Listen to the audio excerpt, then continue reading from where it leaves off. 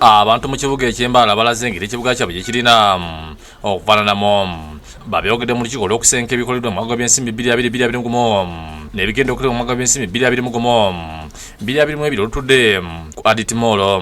Mu lukiiko luno omutesitesi omukulu w'ekibuga eky'Embaala Kanamugira Patrick yasoose okuwasomesezemu ku nkulaakulana ezikoleddwa. Twamala emyaka 5 tukiriho municipality hakiri tuzomusite gavumenti erina amataka gatiriho dormant and not planned before.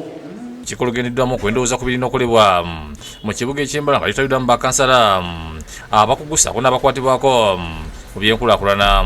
Kakobe eri waliyo tino bayita Kanyeite olulyawo Kanyeite bridge waliyo tino bayita Taso bridge luhagwamu.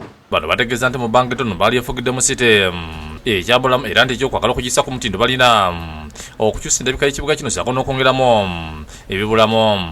Balaze ebimu ku bintu ebyaagala bikolewe nga mulimu enguudo ennungi endiri n'eziyunga Mbaala City ku bitundu ebiriraanye okuteeka ebitaala ku nguudo n'okuzimba obutale. Ez'enguudo zonna ez'Embaala City zo division zirikuzakora nanga nazo aliyekuze zile zitaba included obugezi. Then twetagisa okukola entindo. Bw'olaba olutindo lwa Kanyeite lugatane Kakoba, bw'olaba olutindo lwaffe wano olw'Ekatete wano wansi jjo lubakateeka mu miliyoni 15. Kati olwedde amapati gye gali gafumita emipiira gy'emmotoka. Abunaanyizibwa ku byensimbi mu kibuga kino tebikattewo ategeeza nti enteekateeka ez'endabika y'ekibuga ziri mu kukolebwako. Nga Nyarwanda all these hilltops baza kuteekaho reserve tanks because today you may not take water from here to Kichwamba. RDC member Lieutenant Colonel James Mwesi yazeza abawanguddemu kalulu kainile msaako n'okwebaza abatakomye okuwanda munigina n'asaba abalonzi okunogira abatali ba kibiina ky'eddagala bafune obuweereza obulungi.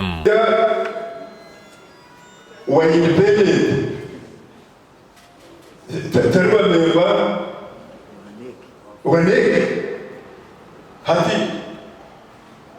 ndugumenya kakyebezebwa ebyo n'obyakugwanya kyekere niwe memba waneke wakandi asomuneke atakuimplementinga ebya nimbo bwaffe timwa bwekikito mukibala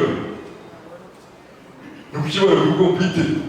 Nkunaana z'okutuula bannayuganda batakyafaayo ku bulwadde wa COVID-19 nga kati eddola ly'Embaala lyokaliwezezza bulwadde 158 nga bakafiisa abantu 4. So COVID eroho neyamaanyi kuko amabaala gona tugaguza